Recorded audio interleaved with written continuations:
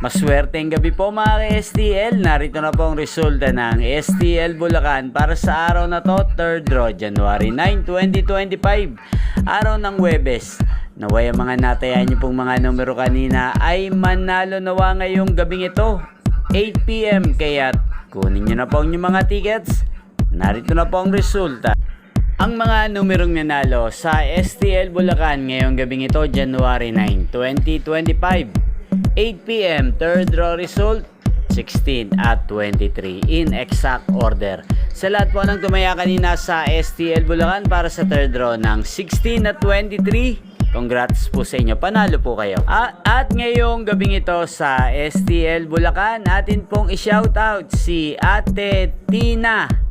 Ate Tina ng Bulacan, shoutout po sa iyo, naway nasa mabuti ka pong kalagayan. Sana mga tinataya mo mga numero sa Bulacan ay sana ay manalo na po ngayong gabing ito. At sa lahat po ng mga taga Bulacan dyan, shoutout po sa inyo.